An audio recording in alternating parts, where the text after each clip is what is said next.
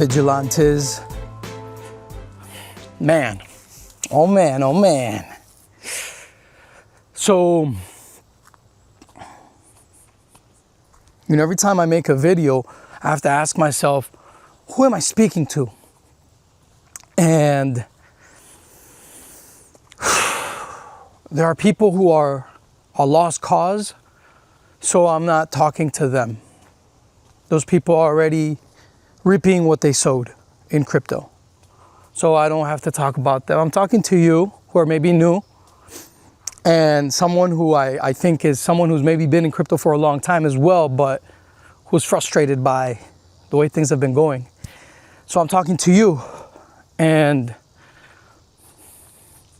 you know, I can talk in a way like Donald Trump talks. He dumbs things down, says the message in a very concise, tight way, you know, to really reach the NPC mind. But I don't think I'll do that. I think I'm gonna talk to you like I would talk to a friend, because you know, the truth is that you got to respect your audience. And if you're watching me, I assume that you are someone who's an independent thinker, and that's all I really care about. Someone who can think for themselves. So if you're someone who can think for yourself, then I'm already talking to the right person. Or if you're striving to be someone who's a critical thinker and an independent thinker, then that's the person I want to talk to. And it doesn't matter if you've never heard of crypto before, if you've never bought any, whatever. That doesn't matter at all. So this past week, something happened that I personally took very personal. In spite of, you know, other world events, I took this one very personal. Because over 8,000 people got their life savings in BTC, what they call Bitcoin, hacked and stolen. And the cause of this was complete incompetence, negligence, and stupidity. And I want to talk to you guys about that. It's a phenomenon that we've unfortunately we have to face, you know, that where there is money, where there is wealth creation, like we have in Bitcoin and in crypto, there will be people who are greedy, and within the greediness, they will cause a lot of confusion, and they will cause a lot of pain for other people, because unfortunately that's just part of human nature. It comes with human nature.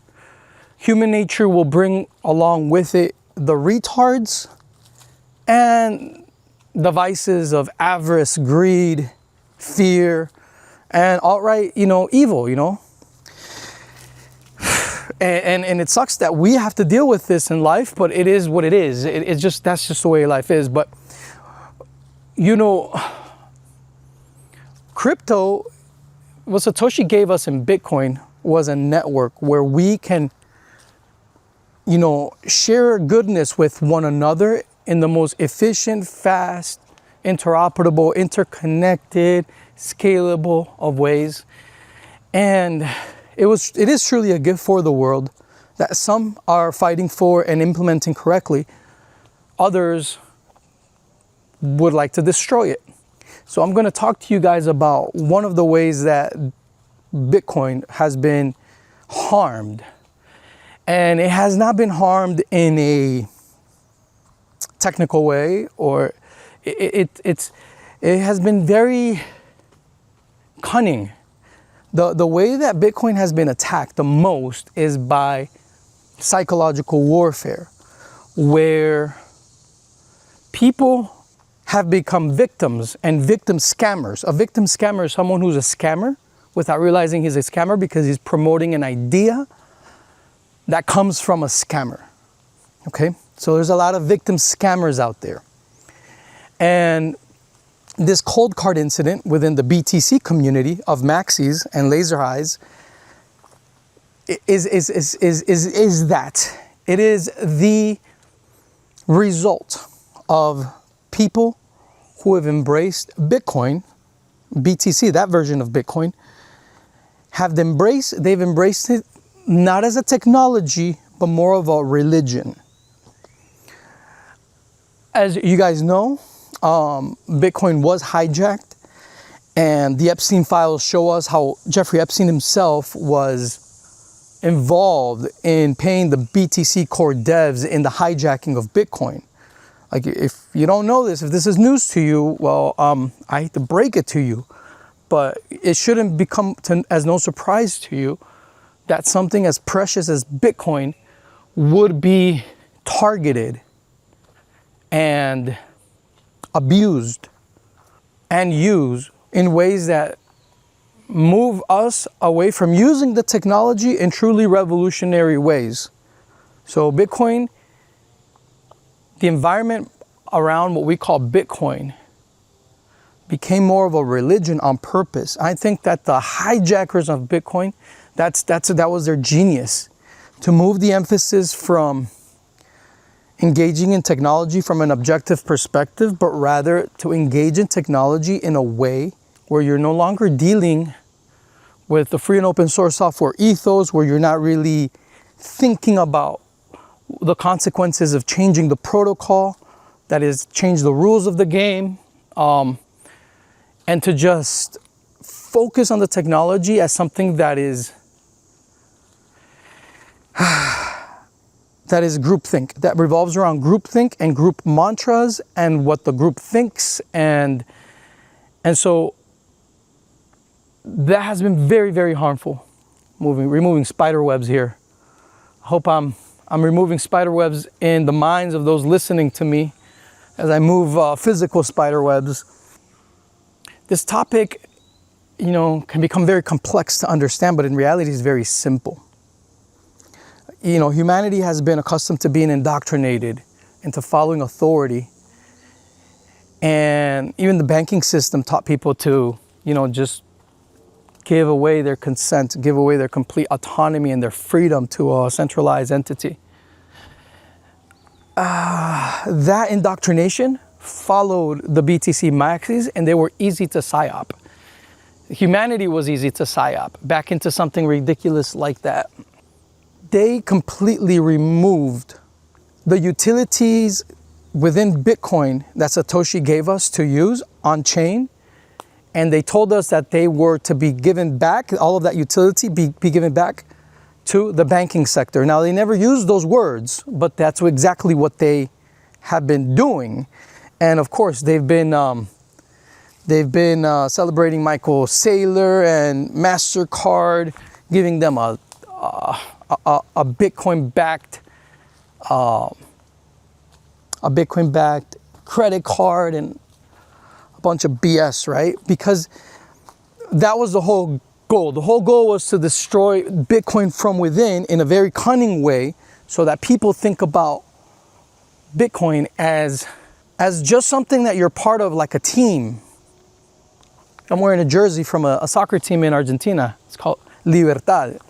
It's a very libertarian club, and they sponsor, and Anarchapulco sponsors them, which is cool. Yeah. So we have a problem here where what I think to be the greatest technology that we've ever had, the technology that bridges our interconnectivity without the need of central planners or intermediaries, that has been under attack. The switch from it being a technology that you use to something that you just merely hold and cheer for as part of a team is a perversion of what this truly is. And so, I've always said this, and this is really the reason why we created the Crypto Vigilante. The goal here is to educate the minds of the people within the crypto networks, or people who want to be part of these crypto networks, so that they can embrace these technologies in the best ways possible and profit from them in all aspects of their life. And this endeavor is very important to me, to us, because it is by educating your mind about these technologies that these networks actually fortify. Again, these networks are not about the technology itself. The technology brings us together, but the edge cases of these technologies, the furthest edge of this technology is you, the individual who uses the technology. And so by empowering you with knowledge, by empowering you with wisdom, by teaching you about operational security, by teaching you about fundamental analysis, and by teaching you about technical analysis and economics and all that, like that empowers you, makes you smarter, makes the networks that you're part of smarter. These decentralized networks need intelligent human nodes. And that's really my desire here, is to create an environment. That's what we've done. We created an environment where I brought the smartest people in crypto, Mr. X, Mr. W, Mr. A, Mr. Z, Mr. P, Ed Bugles, Jeff Berwick, and myself, to teach you directly, to talk to you, to hang out with you, to actually help you on this journey. It's hard to get this type of insight, this game, anywhere else, because everyone else that's our peer, whoever's our peer, is, well, you know, like, they don't need to do this. We don't need to do this. Look, we are honestly activists. That's really what we are. We started off as activists. Jeff Berwick started off as an activist. I started as an activist. Kat, who runs Anarchapulco, she was an activist. She was actually the person who was the whistleblower of fusion centers in the United States when she was 19 years old. So like, we're all activists, man. So we're here because of a higher calling. It's not just to make money, but the fact is that what profit? How profitable is it to have money and live in a Orwellian nightmare? Having the technology for you to actually be free and free others around you from mass surveillance and from, I mean, the demonic shit that we're seeing with tech used the wrong way, where now you literally live in a prison. So like, that is really the motivation of like, we want to use Bitcoin. We want to really use everything that Satoshi gave us. We want to use Monero. So the crypto space has been under attack, and it's still under attack by people that are very well funded and very smart. And they know that to attack us, to attack those other users of Bitcoin and crypto, you don't attack the technology, because these technologies are anti-fragile. The more you attack these technologies, the stronger they become. No, you attack the user. How do you attack the user? You attack the user. If you want to, the vast majority of people is this. This is the way. They turn Bitcoin into a religion on purpose. And so once you have a religion that is like a cult religion, I keep running into spider webs, kind of like text painting everything I'm talking about, right? When you turn Bitcoin into a religion, it ceases to be, the conversation ends. You can't have dialogue. It's kind of like what they did in BTC, when they hijacked BTC and they hijacked the minds of those who sided with that fork of Bitcoin that we call BTC. That group of people were infused with a lot of capital, and we know that capital was started to be infused by Jeffrey Epstein himself. We see that in the Epstein files. But you know, it's no coincidence that BTC all of a sudden, after it was hijacked, became the darling of Wall Street, and the fiat machine started focusing on driving the narrative and fortifying the narrative that this is nothing more than an instrument that does nothing other than hodl.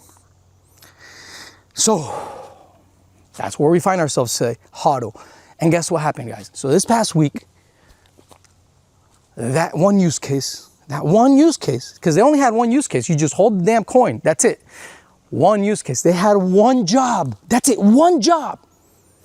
And Satoshi gave us the means to have smart contracts, privacy on chain, and lock time scripts. Literally, Bitcoin was given to us as a Turing complete supercomputer. And this is a statement that everyone in Bitcoin now agrees with, that Bitcoin is a Turing complete supercomputer at scale. Even the BTC maxis have had to adhere to that reality that we've been talking and preaching for like 10 years. Even now they're having to say, yes, you're right, but we want to give the power to the banks.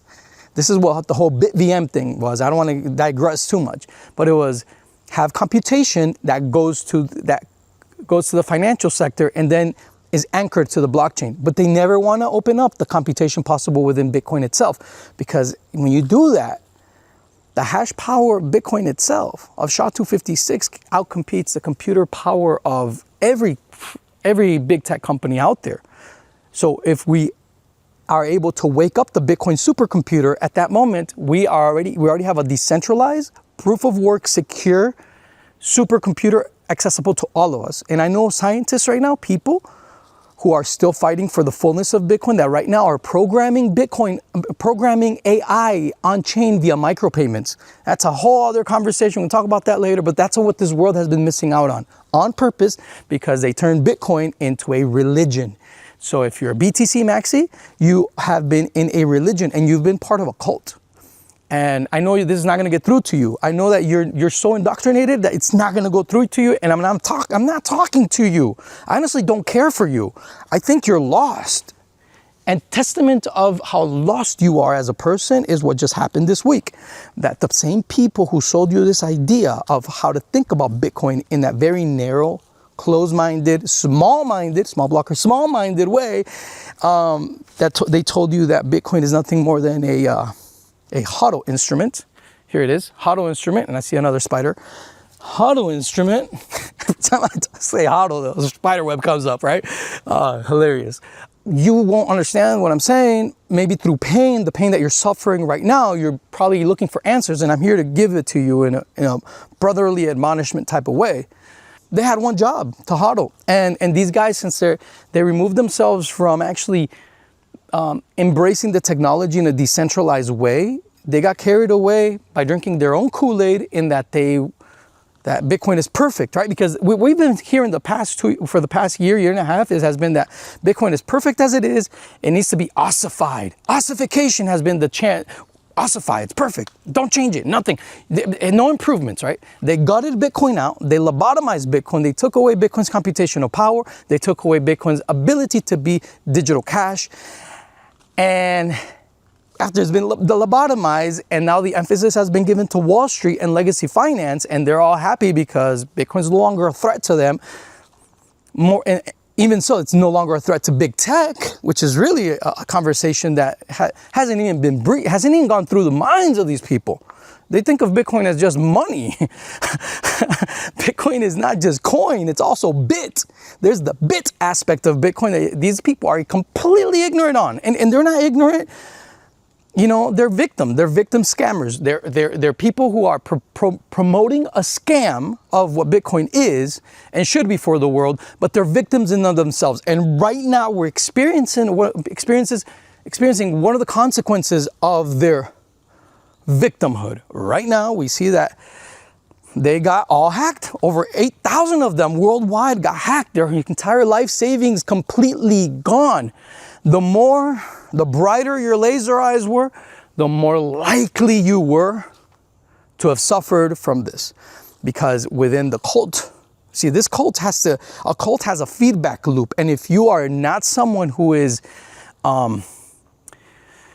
if you are a heretic to the cult, if you are an independent thinker, you're tossed away from the cult. So they created an echo chamber amongst themselves where, I doubt any of them are going to listen to these words, because they isolated themselves. They block me, they block guys like me for many years, and they isolated themselves in a stupid echo chamber where they fostered stupidity back and forth, and that stupidity had, in a sense, a very good feedback loop because they were doing the bidding of the bankers. So of course the bankers were pumping fiat into Bitcoin through these crypto-backed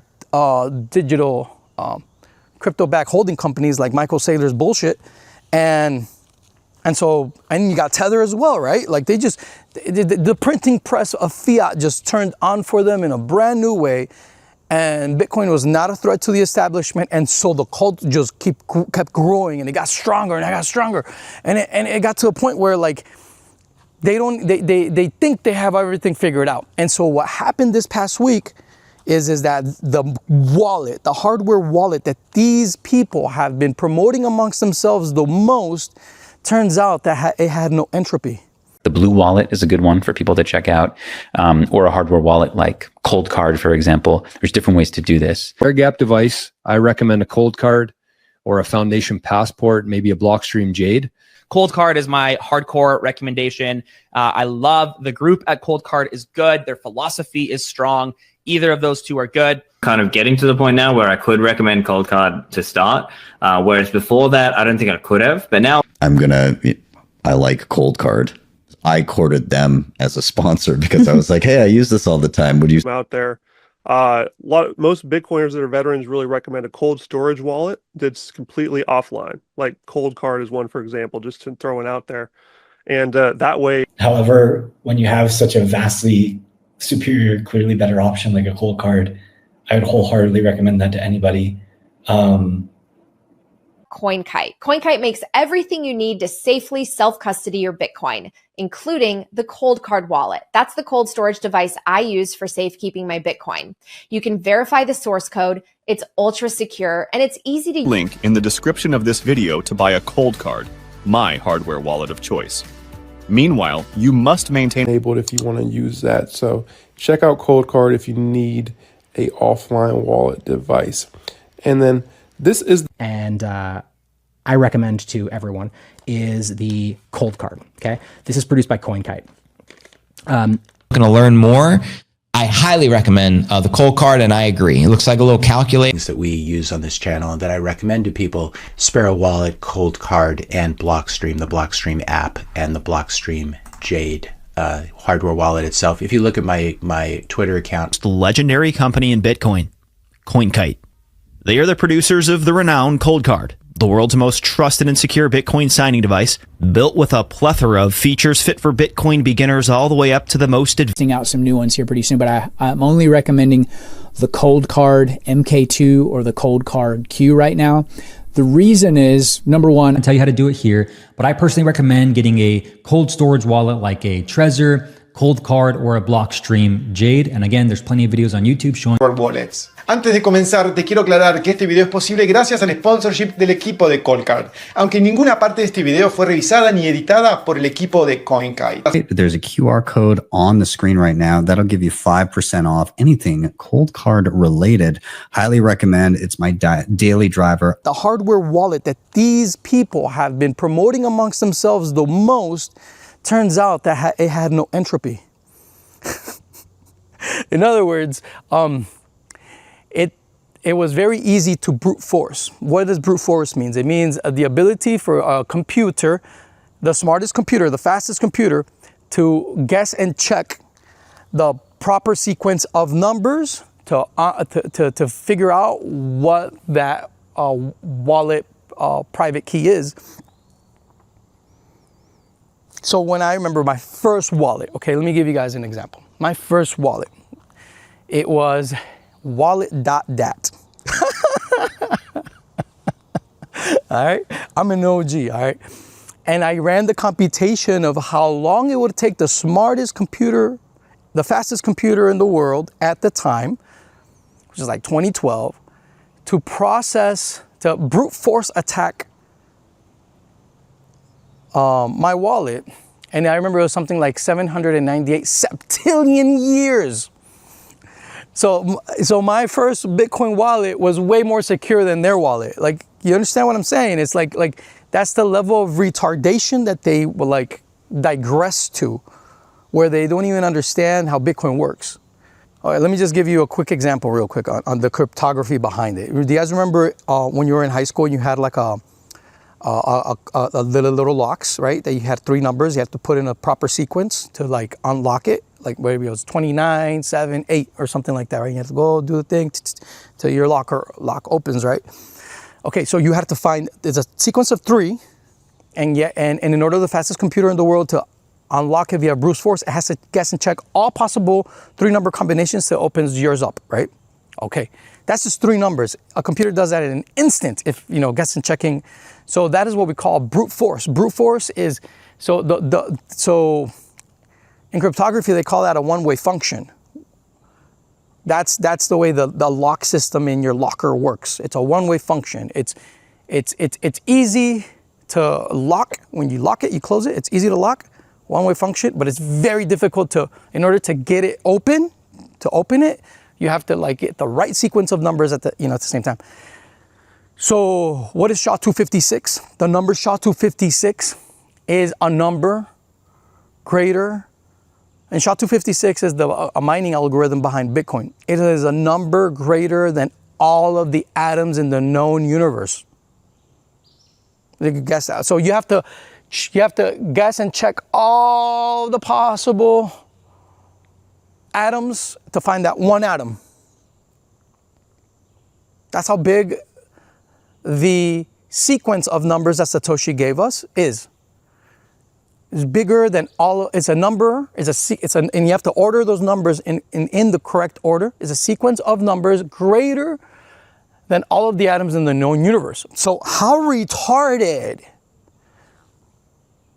And this is something, okay, again, in 2012, Lil Rafi in college figured out how to figure out the strength of the one-way function, right? The strength of SHA-256, and I was able to figure out the strength of my little wallet.dat, right? The first wallet given to us by Satoshi.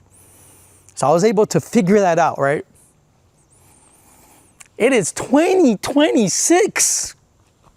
And these people have been promoting this wallet since 2022. And they've been, and people have already called them out on this, on their wallet not having any entropy. So yeah. But since they're isolated themselves, because they're in a cult, so they isolated themselves from anyone that actually told them in the past, like, hey man, your wallet is not safe. I did the calculations. They completely cut them off. Heretic, how dare you? Shitcoiner. Shitcoiner, that's what they call you. Shitcoiner. Your heretic is a shitcoiner. You're a shitcoiner. Get away. Get away. Craig is not Satoshi. Craig is not Satoshi. Shitcoiner. Shitcoiner. Trust the science. Trust the science. Take your vaccine. Take your vaccine. The parallels, man. Holy shit. Woo! Pure blood, baby. Big Blocka. What's up? And so, okay. See, the smartest people left BTC a long time ago. The smartest people. There's one last dude who I've known since the early days, who's spoken at Anarchapulco, who I think is the last one left. Him and his friends around him, all the network around him in BTC, they're like the last ones left in BTC that I would consider smart Bitcoiners, smart people. They're about to leave. And that is Paul Storks, Layer 2 Labs, and eCash. They're about to leave. They leave, they fork at the end of August. So the end of this month, they fork away from BTC, the network. Good for them. They're tired of dealing with this cult. You can follow Paul Storks on X. His handle is @TruthCoin. TruthCoin. The fact that BTC has been lobotomized and people have been turned into cult members, that has been very,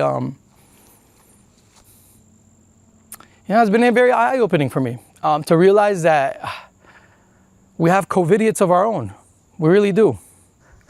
Trust the science. Trust the science. 6 feet distance. 6 feet distance. Hodl. Just hodl. Hey, use the cold card. Hey, use the cold card. Wear your mask. Wear your mask.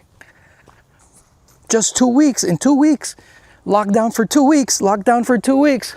Oh, in 18 months. 18 months, the Lightning Network will be ready. In 18 months, the Lightning Network will be ready. Wear your mask. Wear your mask. Wear your laser eyes. Wear your laser eyes. It's been very eye-opening.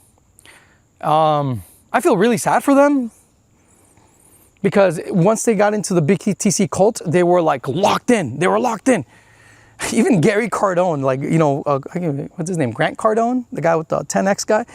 Even he, like his brother, he's sucked into the cult. And I'm like, from far away, I'm like, hey, dude, don't do it. Let me help you. And he obviously, like, anytime I would try to go around him, the cult members would just like gather around him and like push me away. And like, And I'm like, all right, man, like I'm trying from over here, bro. I can help you out. I can teach you things. I can teach you heretical things that would actually help you in the future, not this load of crap where they're just playing the game of who's the biggest idiot, you know?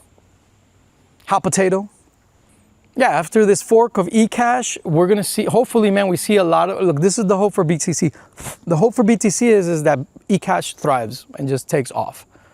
Everybody that owns BTC will have the same amount of eCash waiting for them on the eCash blockchain when it forks off from BTC. And eCash, the ticker symbol will be ECX. And when that happens, you know, people are gonna be trading it, hopefully on exchanges, starting next month. And I really do hope that, the community realizes that this is their only chance to actually save their investment in BTC. Now look, from a fundamentals perspective, my thing is the worst thing you can do is just go all into BTC. From a fundamentals perspective, okay, now when we talk about market psychology and the retardation that we see on the charts, knowing very well that like the Epstein class is behind BTC, I don't think that they're gonna just let BTC die. They're gonna probably infuse it with capital and attack other networks that are better, that are sane, that actually have utility. You know, I think this cold card hack is really gonna hopefully it wakes people up in BTC. Ja, I would say my favorite is Cold Card. Dann Grüße an Jan hier. So, Keystone ist auch super, 1A mit Stern. Cold Card ist super, aber nur für Bitcoin only. Ledger at all costs. I do recommend Trezor, and some other good ones to use that are just for Bitcoin would be things like the Cold Card. And I'm going to be leaving video. If you're someone who thinks a Cold Card Q could help boost security of your setup and want to help me out in the process, I've got an affiliate link in the description. Otherwise, if you've got any questions about the device, any experiences. See, not just marketing. And also another great one is Cold Card. It's Bitcoin only and Cold Card, you name it, they'll pay me because I'm an affiliate for every single hardware wallet on the market. And it's pretty simple. It's only like $150. Definitely recommend you check them out. There's other providers out there too, like Trezor, Cold Card, etc. It just kind of depends on your level of sophistication, or if you want to just have Bitcoin versus other crypto hardware wallets. And there's plenty out there, or not. There's probably like 3 that I would recommend. Cold Card, which is a little bit more technical. Application. When you use a protocol like the BIP39 seed words with a Cold Card or a Jade, you can create your seed phrase, passphrase, multi-sig, these sort of protocols for. I think that's better to look into as the foundation device if you're new. Very user-friendly, or the Cold Card are 2 really good ones. What we're looking for is airgate. That's the one I use. I love it. It's awesome. Cold Card. I got friends who use the Cold Card. I've already begun to see some people being unplugged from that matrix, you know, and I've started to see it, thank God. You know, it's not like there's hope. I'm seeing that, like Gary Cardone just did an interview with one of the mainstream media outlets about the situation, but he was like, you know, like, think about it this way. He was taught about Bitcoin by the most dumb within a cult. So his idea of Bitcoin just extends to a certain extent.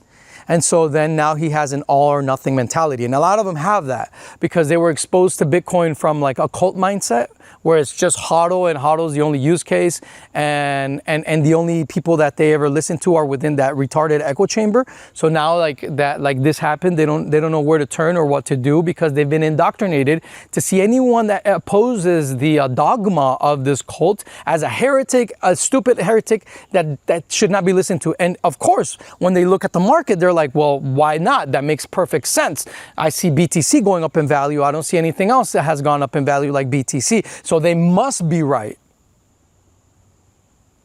Right, but then again, you're deprived of information that like Jeffrey Epstein helped in hijacking Bitcoin. That it's in the Epstein files.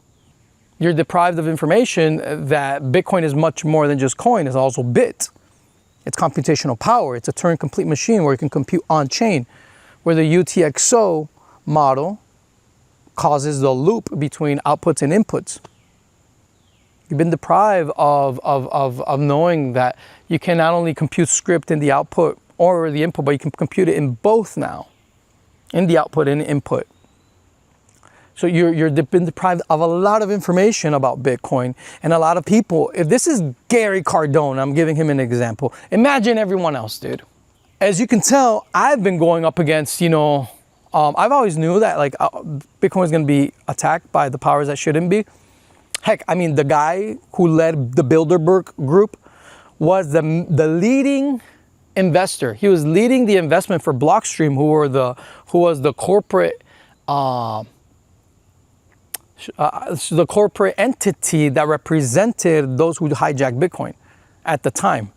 So like, if Bilderberg was behind it, bro, come on. And if the Epstein files show you that it was Jeffrey Epstein himself, dude, like inviting these guys to the island and like giving them money and funding them through the MIT Digital Media Lab, funding them directly in their companies, right? Like he did in Blockstream, Coinbase and all that. Like, you know, man, you know kind of energies these people come with.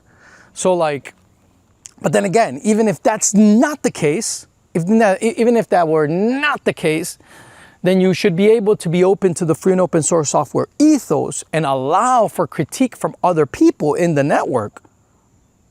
I probably have more BTC than a lot of these doofuses. But then again, it's like, but then it's a cult. You can't say anything, you know? And whatever investment I have in BTC, I want it to prosper. So, but if I come in with something that goes against the religion, the cult, if it goes against the religion, I'm a heretic and they won't listen to me. And that's what happened. A lot of people told these guys, hey, your wallet sucks. The wallet you're promoting sucks. It's going to hurt a lot of people. And guess what? Like $200 million have been stolen or some shit like that. And great, amazing news, guys. I have great news. As of right now, and it's been almost a week since the hack, as far as I know, as of this moment, no Crypto Vigilante subscribers suffered from the cold card hack. Why? Because our network at the Crypto Vigilante is one where our analysts are free to disagree with each other. We're not an echo chamber. So we really embrace the false ethos here, and we really verify what, you know, we really go at each other. We're welcome to contradict each other. We're welcome to challenge one another. And that's a beautiful thing. That's how it's supposed to be. That's what the free and open source software ethos is about. It's to be able to grow together. And I love it because my dudes are watching my back. You know, it's easy for anybody in this world to have tunnel vision on something that they love. It's easy, dude. And to miss out on peripheral visions of what's happening all around you. I love that my team is there to help me, to support me. And I see the fruit that I get in my life. And then the fact that our subscribers are able to enjoy that wealth of insights. You don't get it anywhere else in crypto. Why don't you get it anywhere else in crypto? Again, because of this damn cult mentality. And so then this cult mentality that started in BTC after the hijacking of Bitcoin, when Bitcoin became a religion, every other cryptocurrency kind of had to gravitate towards that, or in a sense, respond to that. Because that which was backed by the bankers became a religion, everyone else had to kind of like respond to that. And sometimes the response to that, we don't know how to respond to that. We're tech guys. So it's like, what do you do when like now you're throwing like a religious mindset into this? And so, yeah, dude, it's pretty sad. But like, the level of retardation that we see in BTC is one that could have been totally avoided if they would have been people who were open to independent thinkers. If they would be open to dialogue, if they would be open to other perspectives, but they're not. And that's why they're in pain now. And the more you were involved in that cult, the more you were involved in that religion, the more likely you were to have suffered from this hack. And of course, our lovely sponsor, Cold Card, and the hardware wallet to keep your Bitcoin safe, to make sure that you own it. 9% off with... When you are ready, I would recommend a hardware wallet like Coldcard or perhaps Blockstream Jade. And this is basically a Bitcoin only device that is super secure. And generally speaking, I would recommend absolutely either Coldcard, Foundation Devices Passport, which we will cover today, or something like the Seed Signer if you want to go. What we call a cold storage, which is like a ledger, a cold card, a Trezor. I personally recommend a cold card and a Trezor or treasure. I don't know how you pronounce it, but let's look at our 5 factors when it comes to the Coldcard MK4 by CoinKite. The Coldcard MK4 is the superior product of CoinKite, but the site. For the more advanced users, I recommend Coldcards. They're super cool. I got Coldcard. I love it. I've had a ledger previously. This was like 4 or 5 years ago. The best way to secure your coins, I'm sure we'll discuss that. And then moving to a cold card, and they want to do it in the most secure fashion possible. And I'll guide them through that whole process. The OGs that have been in the space the longest, pretty much all of them recommended to me cold card. And so I'm going to be making that switch, being very transparent about it. And so I want to learn. It's called the MK4, the cold card. It's a fantastic product. It's probably more robust a solution than the average like beginner investor needs. But if you want to KYC, unfortunately, so I would highly recommend a cold card. And larger amounts. There are more secure options like cold card for Bitcoin. Check out my review here. There's multiple ways you can use the Q. All right, guys. So that is it for the cold card Q. A really nice cold storage device. I highly recommend it. They killed themselves. In a sense, it's like, it was actually very positive. And I hate the people, you know, that are suffering because of this, but in a sense, man, overall, this is very positive for the space because it has all these dimwads having to reevaluate their worldview. And they're gonna have to do it through pain. And that's sometimes how people learn. You know, like not to get personal, but I've come in my life, since I was little, I've realized quickly that people either commit a lot of evil through complete stupidity or deliberate evil. There's 2 ways that harm comes into the world, is what I'm saying. Harm either comes through stupid people who cause harm because of their stupidity, or actual evil people that cause harm through their evil actions. There's, you know, and evil, you can define it as whatever, but you can define evil whatever you want. But either way, harm is harm, and harm comes from not a good place. And these networks, this is what's like ironic here. This is what's really ironic here is that these networks have the incentives built within them where like we're incentivized to help each other out. We're incentivized to bring out the best of one another.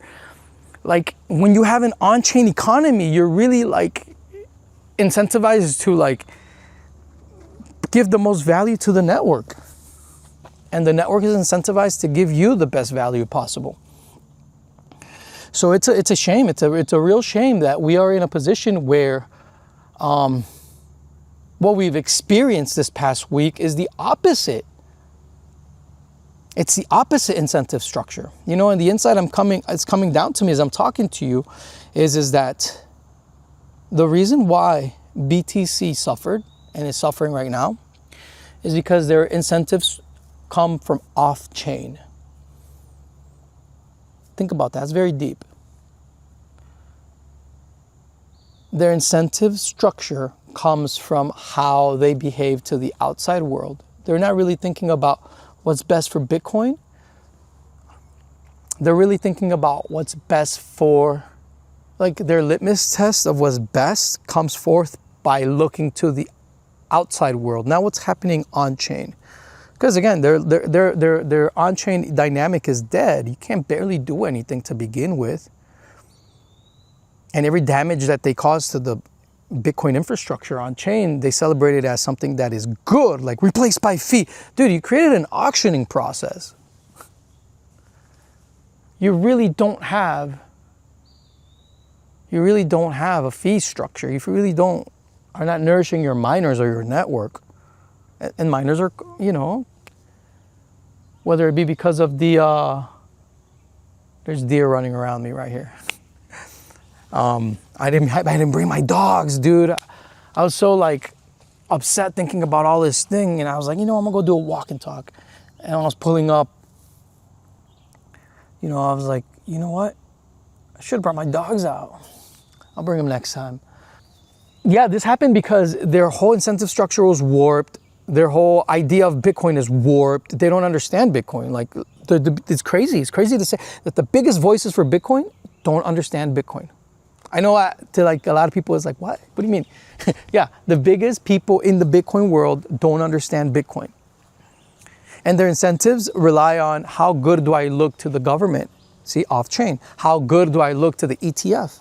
How good do I look to the next Michael Saylor? How good do I look? See, it's not at all about how well can I, see, this is how Bitcoiners should be thinking if they had a blockchain that was actually useful, right? A Bitcoiner would be like, how can I best help the other Bitcoiners out? Because the more I help other Bitcoiners out with my goods and services on the blockchain, the better the network grows, and the better the other network, the others become. The more I help them, the more they help me, the more profit I get. And we're on a ledger communicating and sharing capital goods and consumer goods, that a ledger that cannot be falsified. It's a truth ledger. Bitcoin's a truth ledger. So whatever happens on chain is on chain forever, and it's something that we share in. So that's the beauty. That's the beauty of Bitcoin. That's the beauty of the Bitcoin incentive structure. That's what we're missing out on because of this hijacking of Bitcoin. Like, Bitcoin's supposed to bring out the best in each other. It's supposed to bring out the best in one another. Bitcoin is supposed to be a network where we are in an upward spiral of positivity and of value sharing. That's the Bitcoin I fell in love with. That's the Bitcoin I understand. That's the Bitcoin that when I work on Bitcoin, that's the Bitcoin I work on. And the best manifestation of that fullness of Bitcoin is BSV. And coincidentally, not really, it's the network that has been attacked the most in all of crypto. But again, it's let me give you a juxtaposition here about everything I just said. And let's talk about another network and why it's awesome, yeah? So take, for example, Monero. What is the motivation behind Monero? Monero's motivation is the world is fucked. There's surveillance everywhere. You're not free. They can censor you, blacklist you, shadow ban you, destroy your livelihood. There could be a war any minute, blah, blah, blah, blah. The world's going to hell. So Monero is like the means by which you could survive worst case scenario. And so again, but where does that energy come from for Monero? That energy for the privacy coins comes from the outside world as well, though. It's outside world is fucked. We can't, and we can serve each other best in the Monero mindset is we serve each other best in privacy. Fair enough. Yes, privacy is very important. Yes, all that, good. Cool. What Satoshi gave us is a means for our incentive structures to be interoperable. You see how we desire to connect with others and we find beauty in the internet to share, connect, and that's why they've been able to take advantage of humanity by having all of these social media networks that are centralized, but then you get used, right? You're tossed into an algorithm that literally trains your personality, an algorithm that actually aims to destroy you and to live off of you, and you are the product. So it's the inversion of what the internet could be. I see Bitcoin at its fullness being that which allows us to truly experience an even better internet that is faster, cheaper, more interoperable than what the centralized databases have to offer, centralized data centers have to offer, where we own our data, and the companies have to pay us for our data. That's the Bitcoin Satoshi gave us. That is the genius of what Satoshi gave us. And it's there. You guys want to experience it? You guys want to experience a little bit of that? Go to twetch.com. Twetch.com.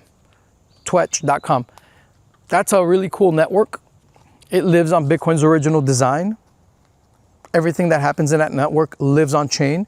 So if you're an activist and you want to like preserve data forever, protected by Bitcoin SHA-256, this is actually the use of Bitcoin. People in Twitch are actually using Bitcoin. There are many use cases for Bitcoin because Bitcoin, again, as Satoshi gave it to us, is a supercomputer. So this is a use of Bitcoin, and there could be many other uses of Bitcoin. This is the use of Bitcoin as a social media platform. It's an awesome endeavor, but there's so many other uses for Bitcoin that could be discovered and embraced. I challenge you guys to figure that out.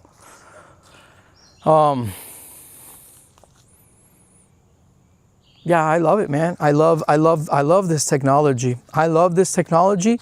And again, I'm sorry for anyone that got hurt over this.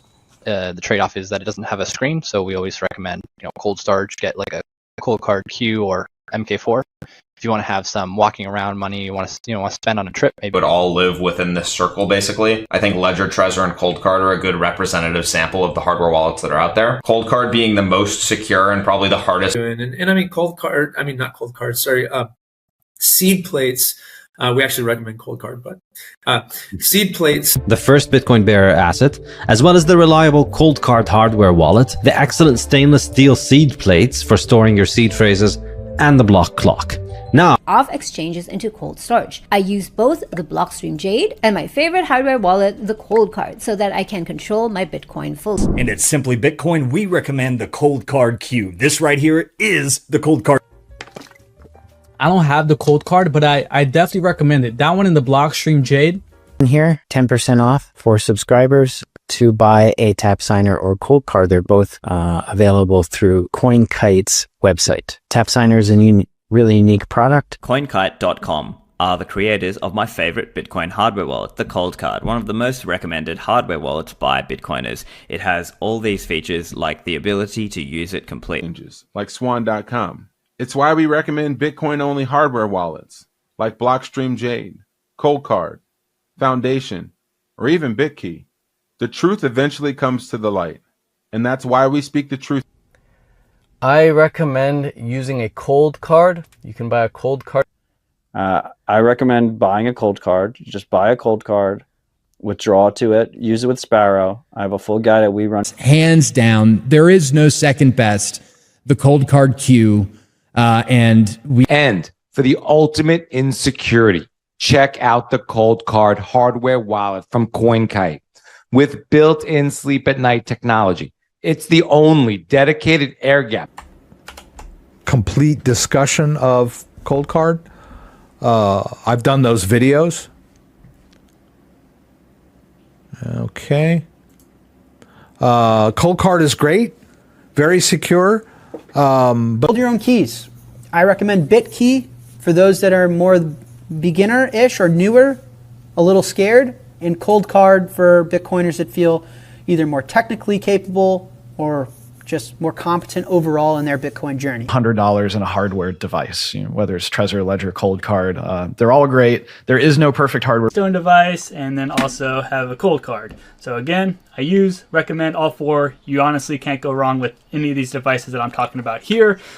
I'll always be an advocate for that. I highly recommend getting a cold wallet. My favorite cold wallet is Cold Card.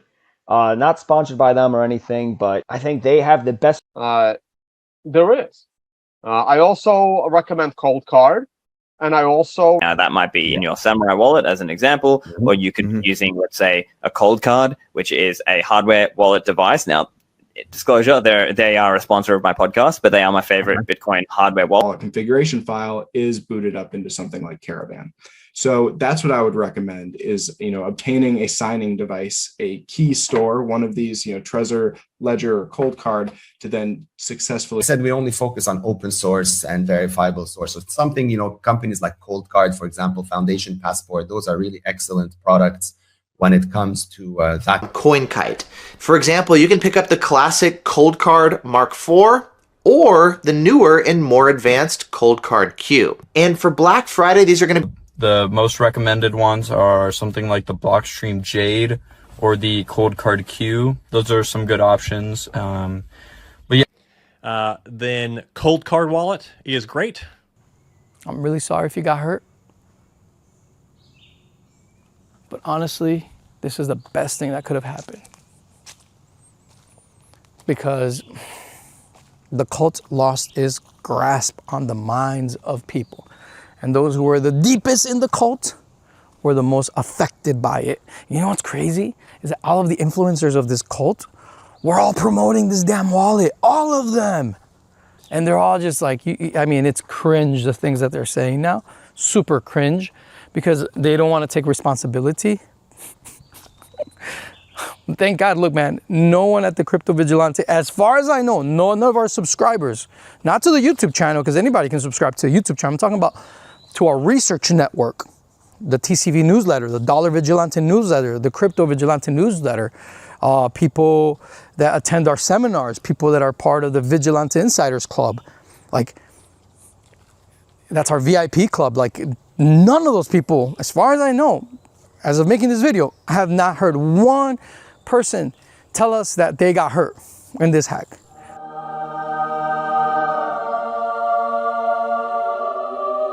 Why is that? Because we actually do the work, man. It's that simple. We do our due diligence, man. It's that simple. It's that simple. Thank God, you know, that the only mess ups that we've ever had are just normal natural ones from like small cap coins where, you know, we thought they had a future and maybe they do, maybe they don't. But again, it's like, you know, in when I was doing venture capital, it is 1 out of 7 startups that blow up, that make it, they actually have an exit. So you invest like that. And when we ever, my job is to always look for the next big Bitcoin type experience and to try to get our subscribers in as early as possible. And sometimes we hit home runs. Most of the time we don't. But then again, these are all negligible investments. But people try to slander us by saying that, oh yeah, you guys messed up by calling out on this coin or that coin. Like, mister, look, these are all micro cap coins, you know, that we see a potential in when they're just being born, and we have the moral obligation to let you guys know about, hey, we're doing research and we came across this amazing thing. And if you so choose to go into it with caution. It could be great, emphasis on could be great. It could be the next Bitcoin, it could. But if it's not, that's okay too. And so, you know, you never, on something like that, we never, ever recommend that anyone put in their whole net worth or anything like that. No, you have to be responsible, right? So, yeah, but this cold card hack is complete irresponsibility, like extreme irresponsibility. The fact that you did no due diligence on the wallet, the fact that you did not like check its entropy. Like I gave you guys an example. In 2012, I was checking wallet.dat. I was checking remember I did the Armory wallet, I did it as well. I also did the Electrum wallet, the first Electrum wallet. I remember going through that process as well to check on the entropy to make sure that it is safe, right? Verify the SHA-256 signatures of Satoshi, and you know, all of that, right? Like of the developers, right? Like that's the type of stuff we do. We verify these things. We just, you know, the fact that you guys were promoting this for years and people told you about it and you like cut them off and like blocked them on social media. They were trying to warn and help people, man. I mean, that's inexcusable. All you BTC Maxi influencers, you ought to be really ashamed of yourselves. You guys should really like do like some self-examination, you know, like of what the heck, you know, like examine your conscience, man. Like, why did you do this? And a lot of you are just like coming up with the stupidest of excuses, man. And now you guys are even saying, it's not my fault, it was the dev's fault. Like, why do you recommend it? The literal packaging of the Cold Card wallet says, don't trust, verify. Literally, it's on the packaging. Why don't you verify? All you guys made money off of that. These were hundreds of like influencers. It's ridiculous. It's ridiculous. It's very ridiculous. Very ridiculous, very sad. But I'm happy to say that we served our community the right way. None of our subscribers were affected, and we're very well positioned for what's about to happen this month in Bitcoin. No matter what happens, we're gonna win. We're gonna do great. But yeah, what a mess. What a mess. Yeah, it's like bittersweet to give you guys this message. It's sad, man. It's so sad. I'm so sorry if you lost money. I'm so sorry. I am so sorry, man. But this is technology. This is not a religion. And as a technology, or like science, you know, like science, remember COVID science? You're supposed to be open to peer review. That's what science is about. Openness to peer review. Crypto, the reason crypto is important, the cryptography is open to the free and open source software ethos where peers verify each other's work. The religion, the cult of BTC deprived you of that. And for that, I am sorry. You're a victim of being brainwashed in a cult. And I hope you get out of it. My number one advice is you should probably look into Monero. Look into Monero. Peace, love, anarchy. Now we are dealing with a possible world war. Some will say we are already in a world war. My condolences and prayers go out to everyone suffering under tyranny. It really sucks. I'm really sorry. But it seems as if people are starting to wake up regarding crypto more and more each day. And so it's in the description right here to read where we give our secret sauce and what we teach our subscribers, because things are just that bad. You know, everyone needs this information. People need to know about sound cryptocurrencies that are actually private by default, and to know how to properly use crypto.